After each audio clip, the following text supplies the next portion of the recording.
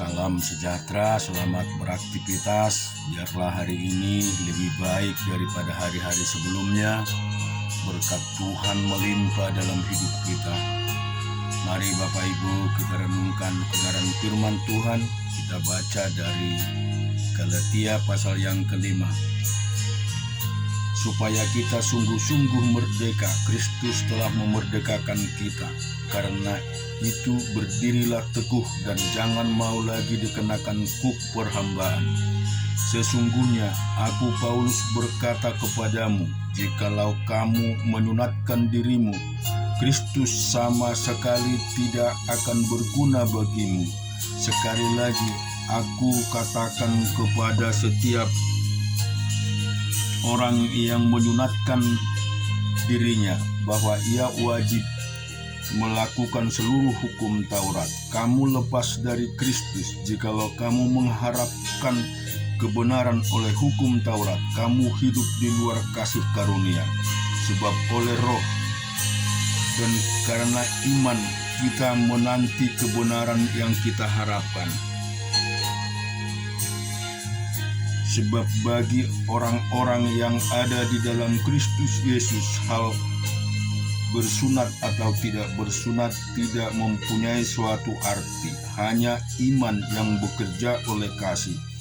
Dahulu kamu berlomba dengan baik, siapakah yang berhalang-halangi kamu sehingga kamu tidak menuruti kebenaran lagi? Ajaklah untuk tidak menuruti yang lagi bukan datang dari Dia yang memanggil kamu. Sedikit lagi sudah mengkamirkan seluruh adonan dalam Tuhan. Aku yakin tentang kamu bahwa kamu tidak mempunyai pendirian lain daripada pendirian itu. Tetapi barang siapa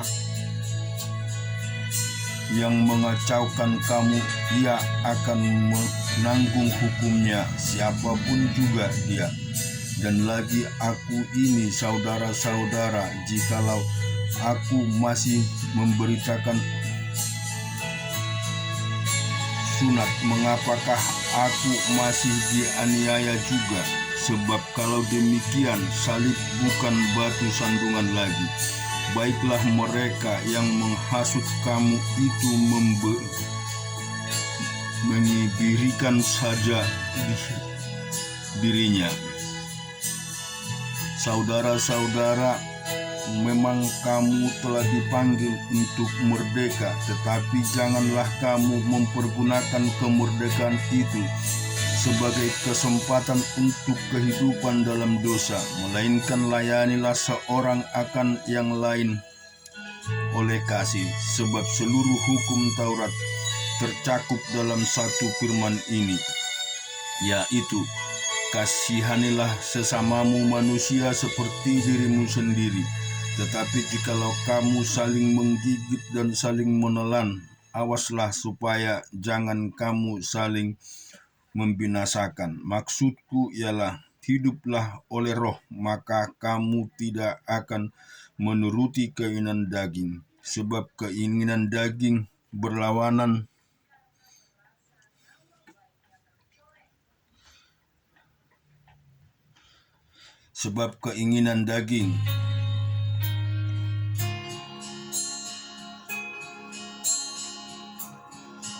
berlawanan dengan keinginan roh, dan keinginan roh berlawanan dengan keinginan daging. Karena keduanya bertentangan, sehingga kamu setiap kali tidak melakukan apa yang kamu kehendaki. Akan tetapi jikalau kamu memberikan dirimu dipimpin oleh Roh, maka kamu tidak hidup di bawah hukum Taurat. Perbuatan daging telah nyata, yaitu percabulan, kecemaran, hawa nafsu, penyembahan berhala, sihir, perseteruan, perselisihan, iri hati, amarah, kepentingan diri sendiri, pencederaan, roh pemecah, kedengkian, kemabukan, pesta pora, dan sebagainya. Terhadap semuanya itu kuperintahkan kamu seperti yang telah kubuat dahulu. bahwa barang siapa melakukan hal-hal yang demikian, ia tidak akan mendapat bagian dalam kerajaan Allah. Tetapi buah roh ialah kasih, sukacita, damai sejahtera, kesabaran, kemurahan, kebaikan, kesetiaan, kelemah lembutan, penguasaan diri. Tidak ada hukum yang menentang hal itu. Barang siapa menjadi milik Kristus Yesus, ia telah menyalibkan dirinya dengan segala hawa nafsu dan keinginannya. Jikalau kita hidup oleh roh, baiklah hidup kita juga dipimpin oleh roh. Dan janganlah kita gila hormat, janganlah kita saling menantang dan saling mendengki. Kita baca di Ratapan pasal yang kelima. Ingatlah ya Tuhan apa yang terjadi atas kami, pandanglah dan lihatlah akan kehinaan kami. Milik pusaka kami beralih kepada orang lain, rumah-rumah kami kepada orang asing. Kami menjadi anak yatim, tak punya bapa, dan ibu kami seperti janda. Air kami minum dengan membayar. Kami mendapat kayu dengan membayar. Kami dikejar dekat-dekat, kami lelah. Bagi kami tak ada istirahat. Kami mengulurkan tangan kepada Mesir dan kepada Asyur untuk menjadi kenyang dengan roti.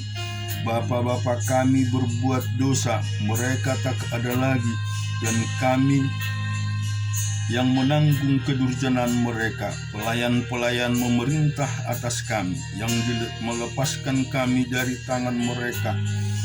Tak ada dengan bahaya maut karena serangan pedang di padang gurun. Kami harus mengambil makanan kami. Kulit kami membara laksana perapian. Karena nyerilah kelaparan. Mereka memperkosa wanita-wanita di Sion dan gadis-gadis kota-kota Yehuda. Pemimpin-pemimpin digantung oleh tangan mereka. Para tua-tua tidak dihormati.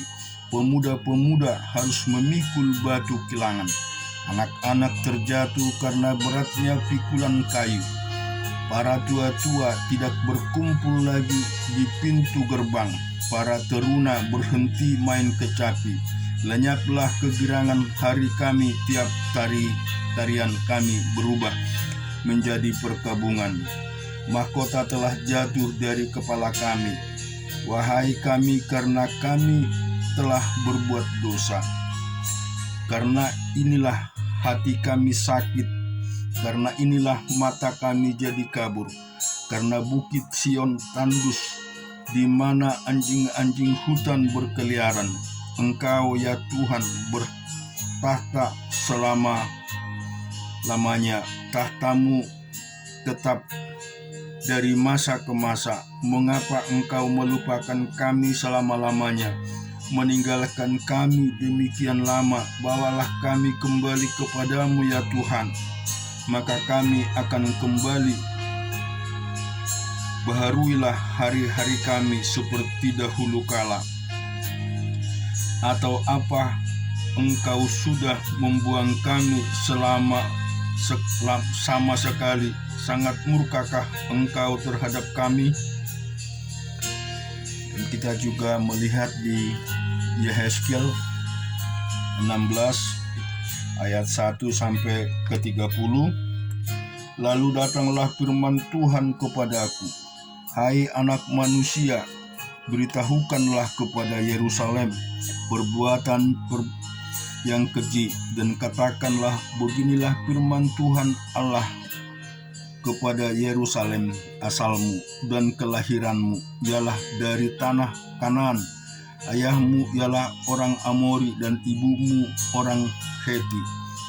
Kelahiran begini waktu engkau dilahirkan, pusatmu tidak dipotong, dan engkau tidak dibasuh dengan air supaya bersih, juga dengan garam pun.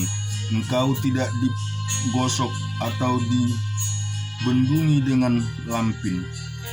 Tidak seorang pun merasa sayang kepadamu. sehingga diperbuatnya hal-hal itu kepadamu dari rasa belas kasihan, malah engkau dibuang ke ladang oleh karena orang pandang enteng kepadamu pada hari lahirmu. Maka aku lalu dari situ, dan kulihat engkau menendang-nendang dengan kakimu sambil berlumuran darah, dan aku berkata kepadamu dalam keadaan berlumuran darah itu, engkau harus hidup, dan jadilah besar seperti tumpuan-tumpuan di ladang. Engkau menjadi besar dan sudah cukup umur, bahkan sudah sampai pada masa mudamu. Maka buah dadamu sudah montok, rambutmu sudah tumbuh, tetapi engkau dalam keadaan telanjang mobil. Maka aku lalu dari situ, dan aku melihat engkau, sungguh engkau sudah sampai pada masa cinta berakhir. Aku menghamparkan kainku kepadamu dan menutupi auratmu dengan sumpah. Aku mengadakan perjanjian dengan engkau. Demikianlah firman Tuhan Allah, dan dengan itu engkau aku punya. Aku membasuh engkau dengan air untuk membersihkan darahmu daripadamu, dan aku mengurapi engkau dengan minyak. Aku mengenakan pakaian berwarna-warna kepadamu, dan memberikan engkau sandal-sandal dari kulit lumba-lumba, dan tutup kepada kepala dari lenan halus, dan selendang dari sutra. Dan aku menghiasi engkau dengan perhiasan-perhiasan, dan mengenakan gelang pada tanganmu dan kalung pada lehermu. Dan aku mengenakan anting-anting pada hidungmu, dan anting-anting pada telingamu, dan mahkota kemuliaan di atas kepalamu. Dengan demikian engkau menghias dirimu dengan emas dan perak, pakaianmu, pakaian lenan halus dan sutra, dan kain berwarna-warna. Makananmu ialah tepung yang terbaik, madu dan minyak, dan engkau menjadi sangat cantik sehingga layak menjadi ratu, dan namamu termasyhur di antara bangsa-bangsa karena kecantikanmu, sebab sangat sempurna adanya, oleh karena semarak perhiasanku yang kuberikan kepadamu.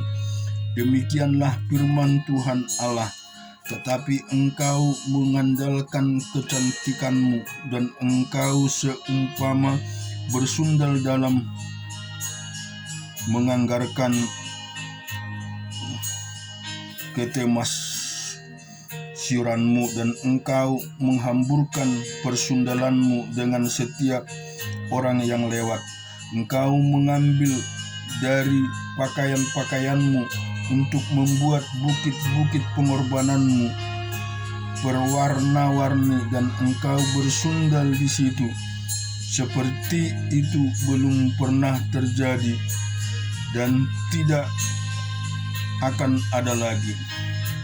Engkau mengambil juga perhiasan-perhiasanmu yang dibuat dari emasku dan perakku yang kuberikan kepadamu, dan engkau membuat bagimu patung-patung lelaki, dan engkau bersundal dengan mereka. Engkau mengambil dari pakaianmu yang berwarna-warni untuk menutupi engkau, dan engkau mempersembahkan kepada mereka minyakku dan ukupanku, juga makananku yang kuberikan kepadamu, tepung yang terbaik, minyak, madu, kuberikan makananmu. Engkau persembahkan kepada mereka menjadi persembahan yang harum. Demikian firman Tuhan Allah. Bahkan engkau mengambil anak-anakmu lelaki dan perempuan yang engkau lahirkan bagiku, dan mempersembahkan kepada mereka menjadi makanan mereka. Apakah persundalanmu ini masih perkara enteng, bahwa engkau menyembelih anak-anakku dan menyerahkan kepada mereka dan mempersembahkannya sebagai korban dalam api? Dalam segala perbuatan-perbuatanmu yang keji dan persundalanmu itu, engkau tidak teringat lagi kepada masa mudamu, waktu engkau telanjang mugil sambil menendang-nendang dengan kakimu dalam lumuran darahmu, dan sesudah segala kejahatanmu itu celakalah engkau. Demikianlah firman Tuhan Allah. Engkau membangun bagimu tempat yang tinggi dan membuat bagimu bukit pengorbanan di setiap tanah lapang. Pada setiap persimpangan jalan engkau membangun bukit pengorbanan dan menjual kecantikanmu menjadi kekejian dengan merenggangkan kedua pahamu bagi setiap orang yang lewat, sehingga persundalanmu bertambah-tambah. Engkau bersundal dengan orang Mesir, tetanggamu, si urat besar itu, sehingga persundalanmu bertambah-tambah, yang menimbulkan sakit hatiku. Lihat, aku telah melawan engkau dan telah mengurangi bagimu dan menyerahkan engkau kepada kesewenang-wenangan orang-orang yang membenci engkau, yaitu perempuan-perempuan Filistin yang merasa malu melihat tingkah lakumu yang mesum itu. Engkau bersundal juga dengan orang Asyur. Oleh karena engkau belum merasa puas, ya, engkau bersundal dengan merasa mereka, tetapi masih belum merasa puas. Engkau memperbanyak lagi persundalanmu dengan negeri perdagangan Kasdim, tetapi dengan itu juga engkau belum merasa puas. Betapa besar hawa nafsumu itu, demikian firman Tuhan Allah. Engkau yang melakukan segala-galanya itu, yaitu perbuatan seorang perempuan sundal jahanam. Kita juga baca di 2 Samuel pasal ke-24. Bangkitlah pula murka Tuhan terhadap orang Israel. Ia menghasut Daud melawan mereka. Firman-Nya, pergilah, hitunglah orang Israel dan orang Yehuda. Lalu berkatalah raja kepada Yoab dan para panglima tentara yang bersama-sama dengan dia, jelajahilah segala suku Israel dari dan sampai Berseba. Adakanlah pendaftaran di antara rakyat supaya aku tahu jumlah mereka. Lalu berkatalah Yoab kepada raja, kiranya Tuhan Allahmu menambahi rakyat 100 kali lipat daripada yang ada sekarang, dan semoga mata tuanku raja sendiri melihatnya. Tetapi mengapa tuanku raja menghendaki hal itu? Namun titah raja itu terpaksa diikuti oleh Yoab dan oleh para panglima tentara. Maka pergilah Yoab dan panglima-panglima tentara itu atas perintah raja untuk mengadakan pendaftaran di antara bangsa Israel. Mereka menyeberangi sungai Yordan, lalu mulai dari Arur dan dari kota yang terletak di tengah-tengah lembah ke arah Gad dan Yaser. Kemudian sampailah mereka ke Gilead dan ke Kades di negeri orang Het. Selanjutnya sampailah mereka ke Dan, dan dari Dan mengambil jurusan Sidon. Kemudian sampailah mereka ke tempat yang berkubu Tirus dan ke segala kota-kota Hewi dan orang-orang Kanaan. Akhirnya tibalah mereka di bagian selatan Yehuda di Berseba. setelah mereka menjelajah seluruh negeri itu, sampailah mereka kembali ke Yerusalem setelah lewat 9 bulan dan 20 hari. Lalu Yoab memerintahkan kepada raja hasil pendaftaran rakyat. Orang Israel ada 800.000 orang peraya yang dapat memegang pedang, dan orang Yehuda ada 500.000. Tetapi berdebar-debarlah hati Daud setelah ia menghitung rakyat. Lalu berkatalah Daud kepada Tuhan, "Aku telah sangat berdosa karena melakukan hal ini. Maka sekarang Tuhan, jauhkanlah kiranya kesalahan hamba-Mu, sebab perbuatanku itu sangat bodoh." Setelah Daud bangun daripada waktu pagi, datanglah firman Tuhan kepada Nabi Gad, "Pelihat Daud demikian, pergilah katakanlah kepada Daud, beginilah firman Tuhan, 3 perkara kuhadapkan kepadamu. Pilihlah salah satu daripadanya, maka aku akan melakukan kepadamu." Kemudian datanglah Gad kepada Daud, memberitahukan kepadanya dengan berkata kepadanya, "Akan datangkah penimpa engkau 3 tahun kelaparan di negerimu? Atau maukah engkau melarikan diri 3 bulan lamanya dari hadapan lawanmu, sedang mereka itu mengejar engkau? Atau akan adakah 3 hari penyakit sampar di negerimu? Maka sekarang pikirkanlah dan timbanglah jawab apa yang harus kusampaikan kepada yang mengutus aku." Lalu berkatalah Daud kepada Gad, "Sangat susah hatiku, biarlah kiranya kita jauh di dalam tangan Tuhan, sebab besar kasih sayangnya, tetapi janganlah aku jatuh ke dalam tangan manusia." Jadi Tuhan mendatangkan penyakit sampar kepada orang Israel dari pagi hari sampai waktu yang ditetapkan. Maka matilah dari antara bangsa itu, dari Dan sampai Betseba, 70.000 orang, ketika malaikat mengacungkan tangannya ke Yerusalem untuk memusnahkannya. Maka menyesallah Tuhan karena malapetaka itu. Lalu ia berfirman kepada malaikat yang mendatangkan kemusnahan kepada bangsa itu, "Cukup, turunkanlah sekarang tanganmu itu." Pada waktu itu malaikat Tuhan itu ada dengan tempat pengirikan Aruna Yabus. Dan berkatalah Daud kepada Tuhan ketika dilihatnya malaikat yang tangannya memusnahkan bangsa itu, "Demikian sungguhnya aku telah berdosa dan aku telah membuat kesalahan. Tetapi domba-domba ini apakah yang dilakukan mereka? Biarlah kiranya tanganmu menimpa aku dan kaum keluargaku."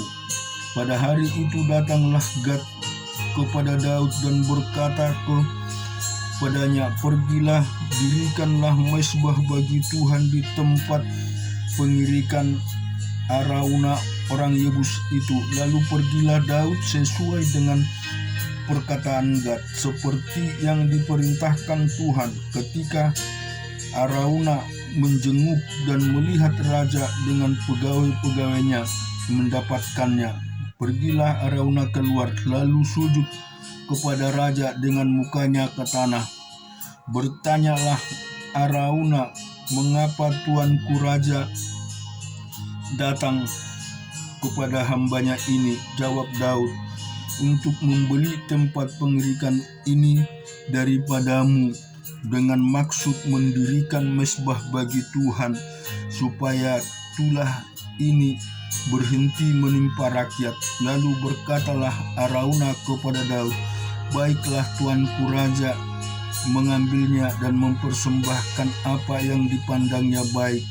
Lihatlah, itu ada lembu-lembu untuk korban bakaran, dan eretan-eretan pengirit, dan alat perkakas lembu untuk kayu bakar. Semuanya ini, ya raja, diberikan Arauna kepada raja. Arauna berkata pula kepada raja, kiranya Tuhan Allahmu berkenan kepadamu. Tetapi berkatalah raja kepada Arauna, bukan begitu, melainkan aku mau membelinya daripadamu dengan membayar harganya. Sebab aku tidak mau mempersembahkan kepada Tuhan Allahku korban bakaran dengan tidak membayar apa-apa. Sesudah itu Daud membeli tempat pengirikan dan lembu-lembu itu dengan harga 50 siskal perak. Lalu Daud mendirikan di sana mezbah bagi Tuhan dan mempersembahkan korban bakaran dan korban keselamatan. Maka Tuhan mengabulkan doa untuk negeri itu, dan tulah itu berhenti menimpa orang Israel. Amin. Tuhan memberkati kita semua.